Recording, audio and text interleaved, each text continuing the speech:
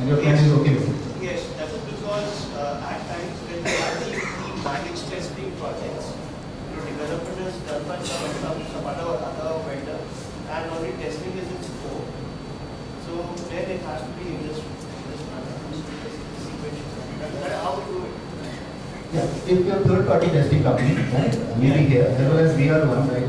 Company I work for, we are basically a third-party testing company. And then what's going to happen is that the client, exactly what you're saying is that client will come to me here after development is done. Yes. Client will come to me and say that the development is done, guys. Now you test it for 2 months. It's too late. Every client knows right now they know that if at all testing has to be done, yes, it would start on that date, yes. But they will talk to me, maybe here, maybe somewhere here, they will talk to me, they will start to engage me early on, they have to. Because the pitfall is that, if at all they engage me pretty late, the risk would be that everything is done, and I raise some critical works into maybe design. If I raise it, by that time it's too late. So the thing is that any intelligent client would definitely engage testing team early on. That's my next slide. The V model, right? V model is still waterfall. V model, nothing much changes. It's just that it's an early testing. We engage client of different type, right? If at all I'm third party, the client would engage testing team early on. Depends when. Maybe they would start me right at the inception phase. Maybe design is going on. Maybe coding is going on, and client would ask me, can we jump in now? So, but the point is that early testing, if at all we do that, it's definitely going to help me. Reason being, why do you want to start early testing?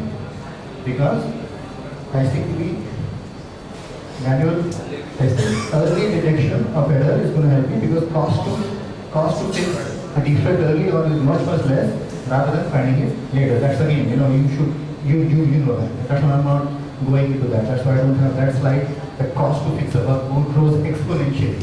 So early on, if I start, if I find defect early on, earlier it is, cheaper it is to fix.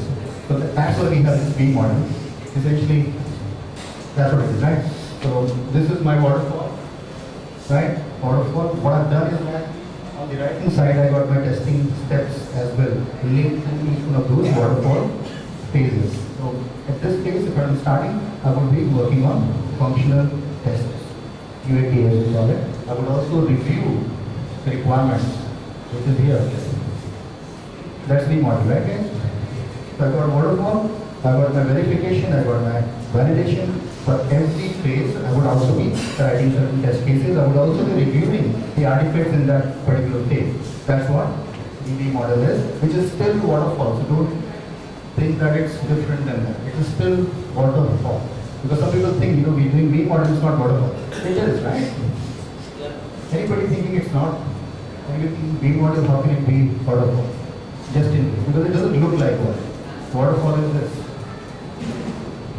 Just going back. Waterfall is this, which looks pretty linear. Whereas here, see, it doesn't look linear, but it is linear. Still waterfall. Okay, cool guys? So we've come so far. We've come so far where waterfall used to be, we had strict phases and we used to do work like that. We also had testing as a strict phase, and we would start our work at the testing starting phase. And then we have now V model, which is most of the places people are doing work like that. Even though they don't use the word V model, but they're doing it like that. So waterfall is a bit modified version of that, where the focus on quality comes right at the start, not in a phase, but still not agile. We shared the Scrum that happens. Here I got a little more detail, where saying that we have a product backlog that needs to be done. Out of that, I will be picking up something to be done in a sprint, which is like I have a sprint of 15 days. So I'm going to be picking up, in this case, like 3 stories. So out of those 10 stories, I picked up 3 stories as part of my sprint planning. I committed to those 3 stories, saying that yes, I can work on these 3 stories. I'm doing that. So the 3 stories, within the sprint of maybe 15 days, I'll be working on those 3 stories. When I say working on those 3 stories, that means I would be designing those stories, I would be coding on that, I would also be testing on those. It need not be done in a phase. It need not be done in a phase. It would not be that, I would first code for those 3 stories and then test for the story. It need not be. In fact, it should not be like that. Because if I'm working on a story will be completed only after I've done testing on that. I'm not going to wait for, end of the sprint. to test that. Most people do that. In a sprint, they'll wait for a testing phase to start. Testing is a phase. So I'm going to bring up that now. That what I'm saying is agile testing, not. Instead of saying what is agile testing, the basis of that. So the best way to deal with this, according to me, is that tell you what it is not.